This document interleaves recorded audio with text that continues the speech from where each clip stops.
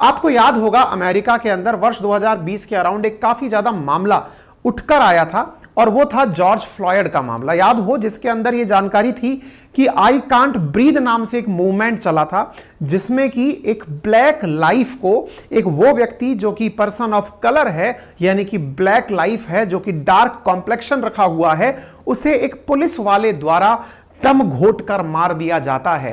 Police वाले द्वारा जिस बेरहमी से उसकी हत्या की जाती है और उस व्यक्ति के द्वारा बार बार यह कहा जा रहा होता है कि मैं सांस नहीं ले पा रहा हूं, तो यह बात उस समय उठकर आई थी कि अमेरिका के जो श्वेत या गोरे पुलिस कर्मचारी हैं वो अश्वेतों के साथ भेदभाव करते हैं और अश्वेतों के भेदभाव के कारण अमेरिका में एक बड़ा मैटर चला था जिसे ब्लैक लाइफ मैटर कहा गया था और इसमें आई कांट ब्रीद नाम से एक बड़ा मूवमेंट चला था जिसने कि अमेरिका की राजनीति में बहुत फर्क भी डाला था।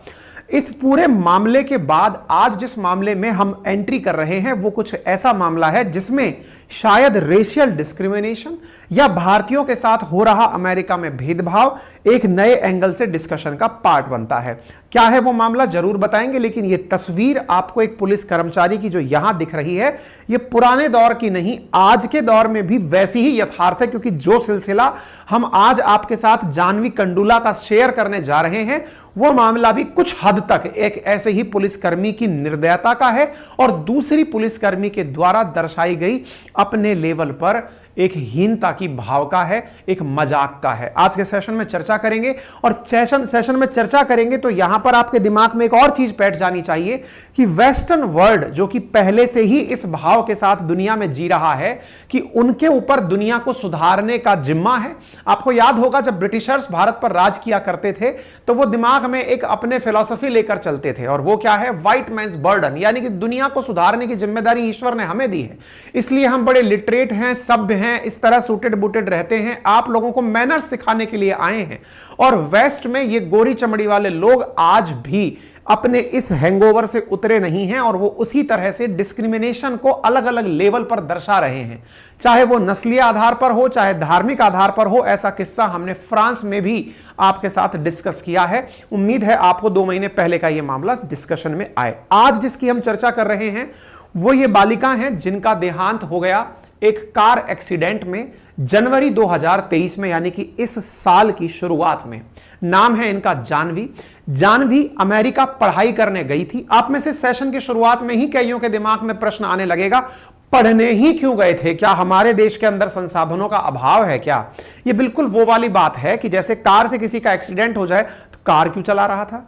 कोई फिसल कर बाथरूम में गिर जाए, क्या ध्यान से नहीं कर सकता था क्या? यानी कि वो लोग जो इस तरह का विचार रखें वो थोड़ी देर के लिए शांति रखें। हम आपको वो भी बताएंगे कि ये लोग बाहर क्यों जाते हैं, बाहर से आपको क्या प्राप्त होता है। भारत के बाहर जाने से आज जब आप गौरवान्वित फील करते हैं ना कि सुंदर पिचाई ने ये कर दिया, सत्या नडेला ने ये कर दिया या फिर ऋषि सुनक ने ये कर दिया, तो वो जो चीज है ना वो आज जो आपको फील दिलाती है वो कुछ ऐसे बालकों के कारण दिलाती है। फिलहाल जानवी के ऊपर मैं आता हूं और जानवी के बारे में आपको बताता हूं। मेरे प्यारे साथियों, ये जनवरी 2023 में स्वर्गलोक गमन कर चुकी हैं।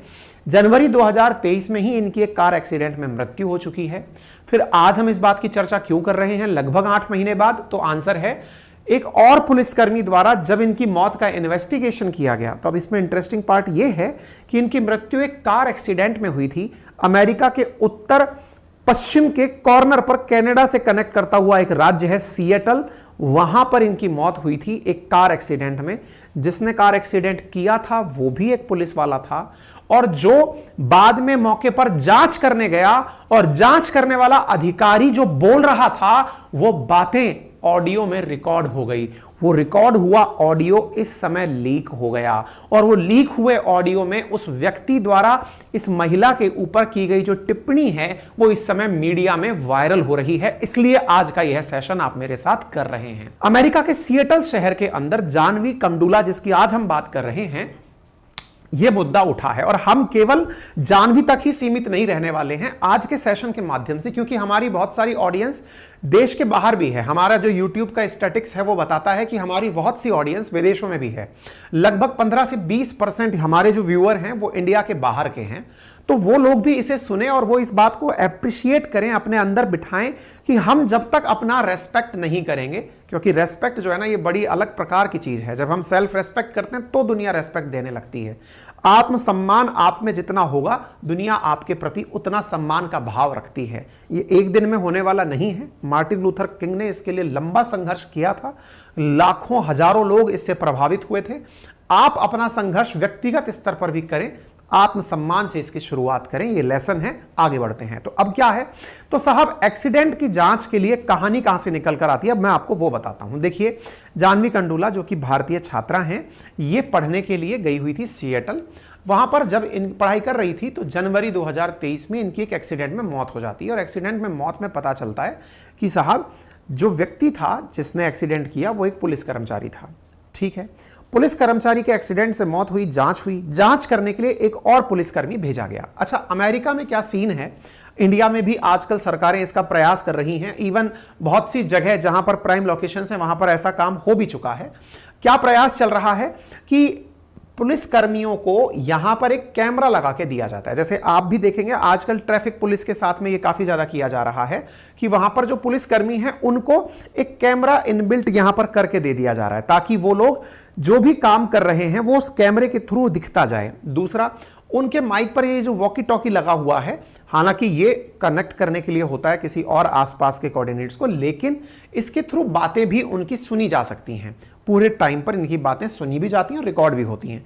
यानी कि अमेरिका में हर पुलिस वाले को इस प्रकार से इक्विप्ड किया हुआ है, कैमरे से और इस प्रकार के ऑडियो से, यानी कि ये इसे बंद नहीं कर सकते। यानी उनकी जो भी एक्टिविटी है वो इसके अंदर रिकॉर्ड होंगी ही होंगी और इसी के आधार पर उनका जजमेंट चलता है। तो आज जो हम घटना कर रहे हैं चर्चा, वो इसी कैमरे और इसी ऑडियो के कारण चर्चा में आई है।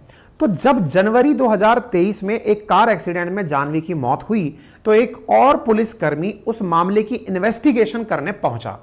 इन्वेस्टिगेशन के दौरान उसके द्वारा जो शब्द यूज किए गए, संभवतया वो किसी और से फोन पे बात कर रहा था, वो बातें या तो फोन पे कर रहा था या खुद से उसका मजाक बना रहा था, वो बातें इस कैमरे में और इस ऑडियो में रिकॉर्ड हो गई।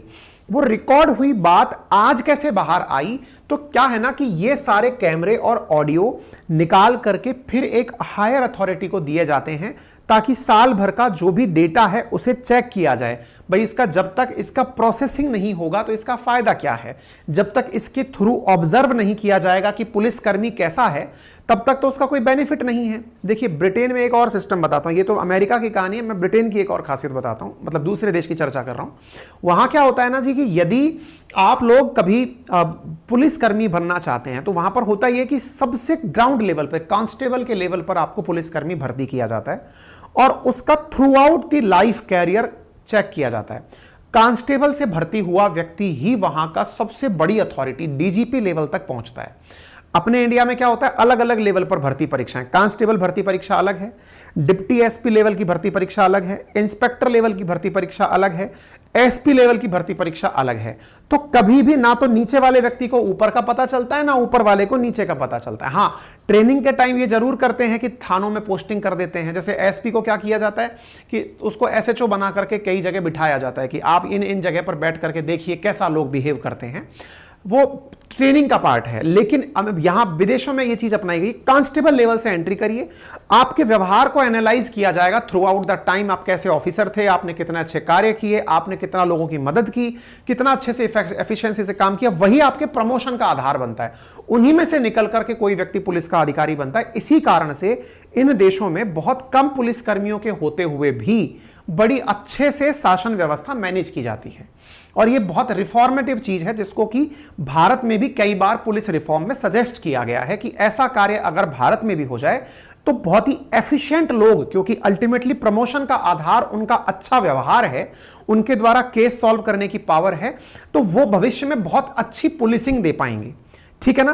अब आते हैं अमेरिका के ऊपर। मैंने एक बीच में, क्योंकि पुलिस का पॉइंट था तो मैंने ऐड कर दिया ब्रिटेन से निकाल करके, लेकिन और इनके बारे में चर्चा करते हैं। फिलहाल यहां पर आते हैं। तो साहब, इनके द्वारा जो ये चीज आप देख रहे हैं ना, तो इसमें इनकी बात रिकॉर्ड होती है, तो एनालाइज होती है। अब जब एनालाइज होती है तो एनालिसिस में जो सुन रहा था उसको ये बात बड़ी ऑफेंसिव लगी कि यार ये कैसी बातें कर रहा है है ना। ये बातें कैसी कर रहा है, इससे वो आदमी इरिटेट होता है जो सुनने वाला था कि यार गलत बात है। वो अपने सीनियर्स को ये बात भेज देता है, सर ये एक पुलिसकर्मी है जो महिला के एक्सीडेंट पर गया है और वो ये बात बोल रहा है। वो ऑडियो क्लिप जो उसने सीनियर को भेजी वो लीक हो गई, मार्केट में आ गई, अब आई है, यानी सितंबर में जाके वो लीक होकर आई है। जब बाहर आई है ना, उसके बाद से लोग इस पर रिएक्शन देना शुरू कर रहे हैं कि देखिए यहां की पुलिस कैसा डिस्क्रिमिनेशन करती है। और ये घटना देख रहे हैं आप 24 जनवरी 2023 की। 23 जनवरी को एक्सीडेंट हुआ, 24 जनवरी को दूसरा पुलिसकर्मी जब वहां पर जांच करने पहुंचा तो फिर वो जाकर क्या बोल रहा है वो रिकॉर्ड हुई। अच्छा, इसी के साथ फिर और चर्चाएं होने लगी कि क्या केवल ऐसा पुलिसकर्मियों द्वारा ही होता है क्या अमेरिका में, क्या इंडियंस के साथ किसी भी प्रकार का वहां डिस्क्रिमिनेशन नहीं होता है, या होता है तो कितने लेवल का होता है। तो इसमें बहुत सारी खबरें निकल कर आई जिसमें पता चल रहा है कि वहां रहने वाले अधिकांश लोग एक ना एक प्रकार की मतलब विभेदता फील करते हैं, है ना। तो आइए आगे बढ़ाते हैं, इस चीज को आगे देखते हैं। ये फिलहाल न्यूज में चल रही चीजें हैं, न्यूज के माध्यम से अमेरिका के अंदर ये चर्चा चल रही है कि वहां पर पुलिस ऑफिसर्स ने किस तरह का बर्ताव किया। आप सुन सकते हैं, इनके बारे में बात हो रही है। On the way, Officer Kevin Dave hit and killed a college student with his patrol car. The audio recording. इस प्रकार से उसके कैमरे में ये बात रिकॉर्ड हुई थी। Daniel Otterer, the Seattle Police Officers Guild Vice President, and in it you can hear him talking to someone else on body cam video after Dave hit and killed the student. And we do have to warn you, what you're about to hear is disturbing. I think she went up on the hood, hit the windshield, then when he hit the brakes, flew off the car. But she is dead.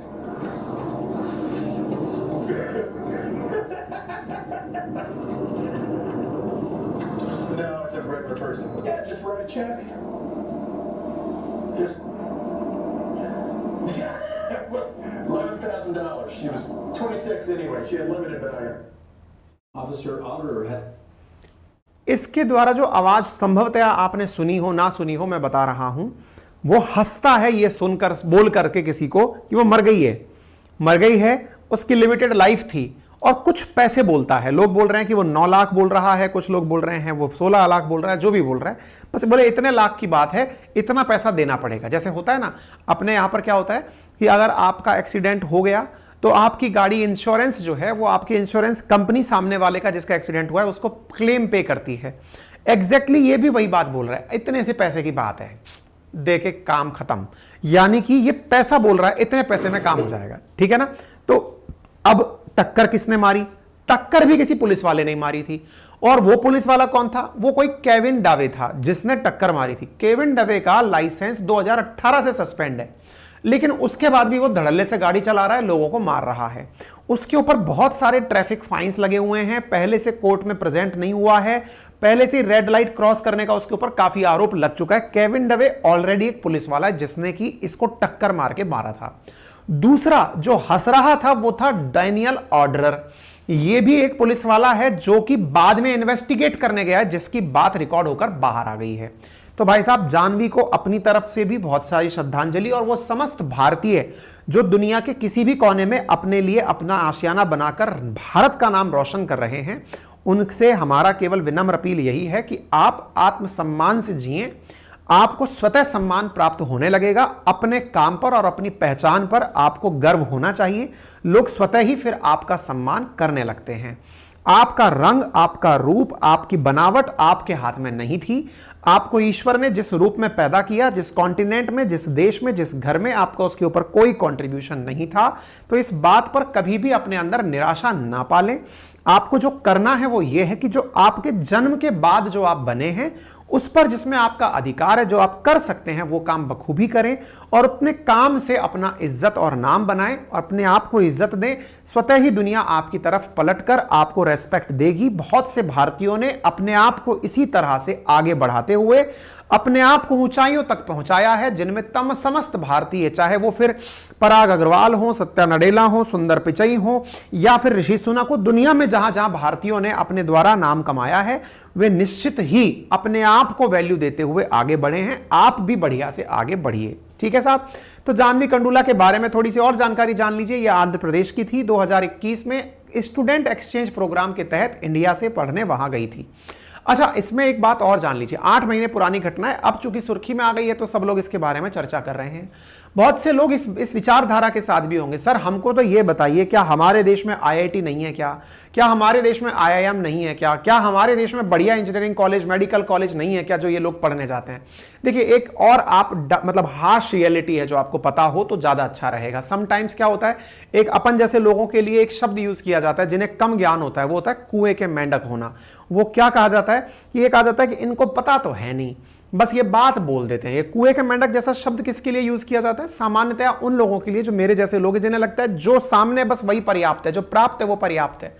वास्तविकता में जब हम IITs की ranking देखने निकलते हैं, निश्चित ही हमारे यहां का सबसे बढ़िया जो एकेडमिक इंस्टीट्यूशन है वो आईआईटी है।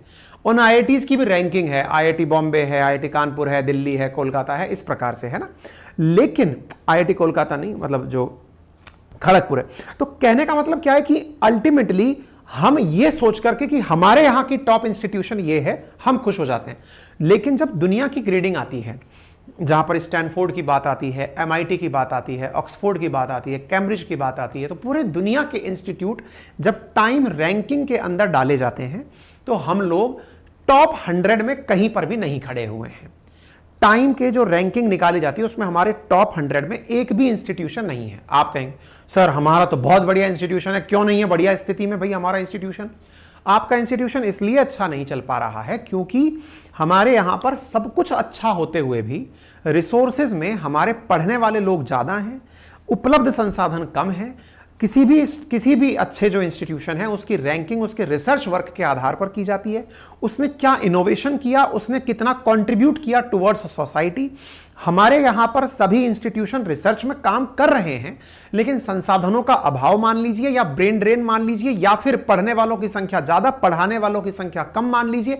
तमाम वो कारण हो सकते हैं, एक कारण नहीं है जिससे कि हमारे संस्थान पीछे हैं, लेकिन बहुत से कारण हैं। ऐसी स्थिति में दुनिया में जो टॉप इंस्टीट्यूशंस हैं उनमें एंट्री लेने के लिए बच्चे बाहर जाते हैं। आप पूछेंगे तो सर ये तो पैसे वाले लोग हुए फिर तो बाहर जाते हैं, तो ऐसा भी नहीं है। पैसे वाले लोग भी बाहर जाते हैं, ये आधा सच है। पूर्ण सच ये है कि भारत सरकार द्वारा भी कई देशों के साथ स्टूडेंट एक्सचेंज प्रोग्राम चलाया जाता है। स्टूडेंट एक्सचेंज का मतलब, जैसे जब हम आईआईटी कानपुर में थे तो हमारे ही बैच के कुछ बच्चे जर्मनी पढ़ने गए थे और जर्मनी के कुछ बच्चे मेरे साथ मेरे बैच में पढ़ने आए थे। मतलब यह हुआ कि हमारे कुछ बच्चे वहां गए, उनके बच्चे यहां आए। दैट इज कल्चरल एक्सचेंज, जिसमें भारत की चीजें भारत वाले बच्चे वहां से सीख के आ रहे हैं, वहां वाले बच्चे इधर से सीख रहे हैं। इससे क्या होता है, दो तीन चीजें होती हैं। सरकारों के बीच में सामंजस्य बढ़ता है और दूसरे एक दूसरे के साथ टेक्नोलॉजी ट्रांसफर भी होता है। इसको पूरी तरह फंडेड किया जाता है सरकारों के द्वारा, यानी सरकार खुद से अपने स्टूडेंट को फंड करके भेजती है। इंडिया की सरकार के द्वारा बहुत सारे बच्चों को बाहर भेजा जाता है पढ़ने के लिए, नंबर एक।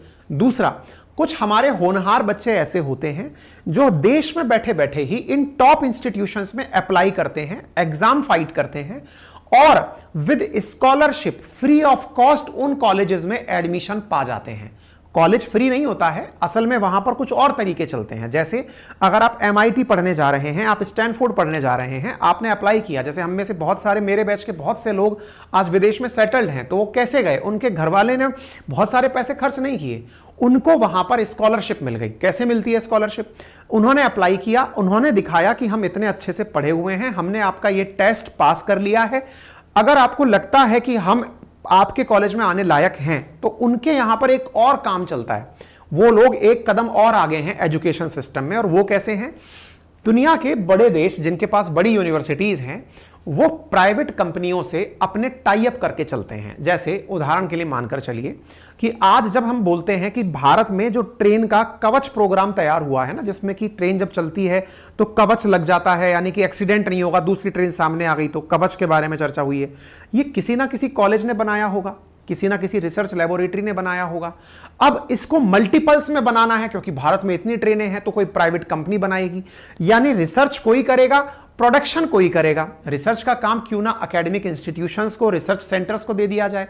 ऐसी स्थिति में क्या होता है कि कुछ कंपनियां ऑलरेडी कॉलेजेस के साथ में बात करके काम कर लेती हैं। क्या काम कर लेती हैं? बोले सर देखिए ऐसा करते हैं अपन लोग कि आपके यहां पर रिसर्च हो, बढ़िया से इनोवेशन करिए, हमारे यहां से जब आपके यहां से कोई इनोवेशन हो जाएगा तो तो वो इनोवेशन आप हमें दे दीजिएगा। ऐसा करके बहुत सी कंपनीज क्या करती हैं ना, कॉलेजेस की लेबोरेटरीज को फंड करती हैं कि सर फलाने सिंह जो प्रोफेसर साहब है, इनकी लेबोरेटरी फंडेड बाय इस कंपनी, कोई कंपनी का नाम दे दिया।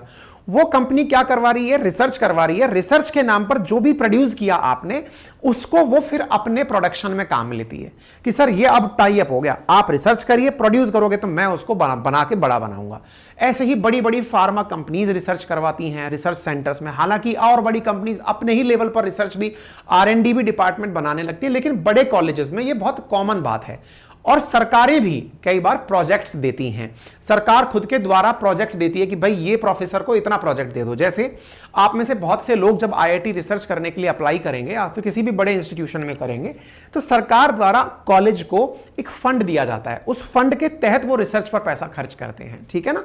तो हर कोई जो बाहर जाने वाला व्यक्ति है, आप उसे इस नजरिए से ना देखें कि अरे ये तो बाहर चला गया तो हमारा तो क्या। नहीं भाई, वो होनहार बालक है, वो आपके जेब का पैसा खर्च करने नहीं गया, वो ऑलरेडी भारत सरकार के बाहर के प्रयासों से, वह स्टूडेंट एक्सचेंज के प्रोग्राम के माध्यम से भी गया हो सकता है, उसे वहां पर हो सकता है स्कॉलरशिप भी मिली। और तीसरी बात, इन सब के बावजूद अगर कोई पैसे से भी वहां गया है और वहां पर अगर अंडर 100 कंपनी टॉप कॉलेजेस में वो एडमिशन पा जाता है, तो फिर प्राइवेट कंपनी उन लोगों को बहुत अच्छे पैकेजेस ऑफर करती हैं। अच्छे पैकेजेस ऑफर करती हैं तो आपके देश से जो बाहर पढ़ने गया है ना, जब वो पढ़कर वहां पैसे कमाएगा, भारतीयों में ये बहुत बड़ी बात है। और वो क्या है, वो पैसा संजोते हैं और अंत में घर भेजते हैं।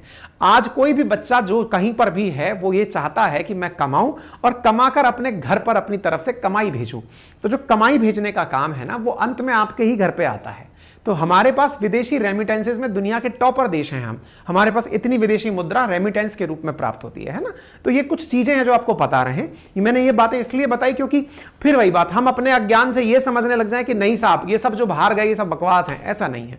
आपके लिए अंत में वो बहुत बड़ा रिसोर्स बनकर आएंगे। आपके जब देश में पैसा आता है ना, जब आप कहते हैं विदेशी मुद्रा हमारे पास इतनी आई, वे रेमिटेंसेस में इंडिया टॉपर है, तो कैसे है वो? ऐसे है क्योंकि 13 लाख इंडियन स्टूडेंट अभी 79 कंट्रीज में पढ़ रहे हैं, जिनमें सबसे ज्यादा कनाडा में पढ़ रहे हैं, फिर दुबई या यूएई के अंदर पढ़ रहे हैं, फिर यूएस में पढ़ रहे हैं, यूके, ऑस्ट्रेलिया, सऊदी अरब, ओमान, जर्मनी, न्यूजीलैंड, चाइना, इनमें पढ़ रहे हैं। वहां पढ़ते हैं बढ़िया से कॉलेजेस के अंदर पढ़ करके। अब हो गई ये सब बातें जो बीच में मैंने आपको एडिशनल दे दी। इसके साथ साथ इस घटना पर किसने क्या प्रतिक्रिया दी, तो देखिए ऑब्वियस सी बात है, बहुत सारे लोग इस पर प्रतिक्रिया देने भी आए। इस घटना पर प्रतिक्रिया दी तेलंगाना के एक मंत्री के द्वारा। इस घटना के ऊपर प्रतिक्रिया यूट्यूब मतलब ट्विटर पर भी बहुत अच्छे से दी जा रही है। लोग इस मामले को बहुत उठा रहे हैं। क्या सरकार ने कोई प्रतिक्रिया दी इस घटना पर? बिल्कुल। भारत का जो दूतावास है उसने वहां पर सरकार से बात की है और सरकार से बात करके इस पर स्ट्रिक्ट एक्शन की बात की है। बोले साहब हमने ये पूरी बातें सुन ली है और इस पर पूरी तरह से जो OPA है, पुलिस जवाबदेही कार्यालय, जिसको ऑफिस ऑफ पुलिस अकाउंटेबिलिटी कहते हैं, अब ये बात वहां पर गई है और वहां पर इस बात का एनालिसिस किया जाएगा। अच्छा, आप में से कुछ लोग अब एक और फेज में चले गए होंगे। किस बात में? अरे विदेश में हमारे साथ गलत ही होता है। नहीं साहब, देखिए एक व्यक्ति के गलत होने से आप सबको गलत नहीं कह सकते। ये फिर से वही वाली बात है। माना कि एक गंदी मछली सारे तालाब को गंदा कर देती है, लेकिन सारी मछलियों का तो गंदगी मतलब वो नहीं था ना, कारण नहीं था ना गंदी होने का। तो फिर कहना क्या चाहते हो? देखो यहां दो बातें हैं। एक, पुलिसकर्मी ने इस बात में गंदे शब्दों का उपयोग किया, ठीक है, लेकिन वो भी तो कोई पुलिसकर्मी था जिसने इस मामले को अपने सीनियर तक ऑफेंसिव पाते हुए ऊपर भिजवाया कि सर मामला गड़बड़ है। इस पुलिस कर्मचारी ने उस लड़की के लिए गलत बोला, वो भी कोई अमेरिकी ही था, है ना। तो दिमाग में घृणा पालने से अच्छा है कि आप इसके दूसरे पहलू को भी देखें, क्योंकि वो पहलू भी किसी एक पुलिस कर्मचारी के द्वारा किया गया है। सब लोग गंदे नहीं हो सकते, कुछ लोग अच्छे भी हैं तो जाके ये मामला बाहर निकल कर आया है ना। तो उस पुलिसकर्मी पर भी कार्रवाई होगी और ऑफिस ऑफ पुलिस अकाउंटेबिलिटी, जो जवाबदेही तय करने वाला विभाग है, वो इस विषय पर जांच करेगा। और इस विषय पर जो बाइडेन सरकार के कुछ मंत्री हैं या कुछ सांसद हैं, वो भी इस मुद्दे को अब उठा रहे हैं कि Jaahnavi Kandula came here for graduate work for India. और यदि कोई पुलिसकर्मी ये सोचता है कि किसी की जान की लिमिटेड वैल्यू है, तो उसे तो फिर सेना में काम या पुलिस में काम करना ही नहीं चाहिए। इस तरह से भी यहाँ पर रो खन्ना, ये काफी फेमस वो है, मतलब सेनेटर हैं, नेता हैं, अब सीनेटर हैं कि पता नहीं MP हैं आके, ठीक है ना। इन्होंने काफी अच्छे से इस मामले को उठाया है, ठीक है। ऐसे एक प्रमिला जयपाल हैं, उन्होंने भी बढ़िया से इस मामले को उठाया। भारत की जो सैन फ्रांसिस्को के अंदर जो हमारी जो वो है कॉन्सुलेट है, उसके द्वारा भी इस विषय को बहुत तेजी से उठाया गया है और इस पर यूएस ने हमें ये अश्योर किया है कि आप चिंता मत करिए, इस पर हम लोग पूरी तरह से जांच कर रहे हैं और इस पर कार्रवाई करेंगे। ठीक है, उम्मीद है आपको ये बात समझ में आ गई होगी। इसके अलावा भी अब थोड़ी सी अतिरिक्त जानकारी इस विषय पर जान लीजिए कि क्या ऐसा वहां कॉमन है क्या। तो देखिए, वास्तविकता है जिनके दिमाग में लंबे समय से ये बर्डन रहा हो कि पूरी दुनिया को बनाने वाले हम ही हैं, तो ऐसी स्थिति में उन लोगों के लिए तो ये सेशन जरूरी है। तो ऐसे में अमेरिका के अंदर जो बॉडी कैमरा हैं उनसे ये बात पता चलती है कि जो पुलिस कर्मचारी हैं वो ब्लैक लोगों के साथ बात करते समय रेस्पेक्टफुल नहीं होते, यानी कि इज्जत से बात नहीं करते। ये बात पता चली है। 10 में से 9 पुलिसकर्मी ऐसे हैं जो कि रेसिज्म यानी कि नस्लीय व्यवहार, नस्लीय भेदभाव और ब्रुटैलिटी यानी कि निर्दयता का पालन करते हैं, यानी इस प्रकार से यहां पर लोगों का मानना है। इसके साथ साथ ब्लैक और व्हाइट के बीच में आज भी यहां पर डिस्क्रिमिनेशन एग्जिस्ट करता है। 50% भारतीय यहां पर मानते हैं कि उनके साथ पिछले सालों में काफी ज्यादा डिस्क्रिमिनेशन हुआ है, उनको डिस्क्रिमिनेट किया गया है। ठीक है ना, हर 2 में से 1 भारतीय वहां पर डिस्क्रिमिनेशन फेस करता है। लोगों के बाद मध्य में रहते हुए वो विभेद फेद करता है, यानी कि उनके साथ अच्छा व्यवहार नहीं हो रहा है। हाल ही में ऐसा भी देखा गया कि वहां के कॉलेजेस में जो भारतीय मूल के लोग पढ़ा रहे हैं, भारतीय कलर के लोग पढ़ा रहे हैं, उनके साथ अवार्ड देने में, उनको मौके देने में भी डिस्क्रिमिनेशन हुआ है। ऐसा एक मामला कोर्ट में भी गया है।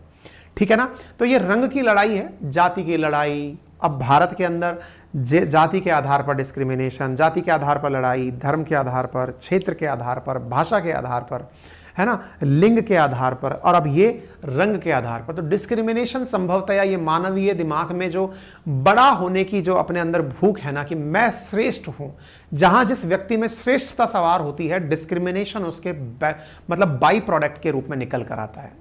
ये जो श्रेष्ठता का भाव है ना, चाहे ये धर्म के आधार पर हो कि मेरा धर्म श्रेष्ठ है, तो निश्चित ही वो धर्म में विभेद करेगा।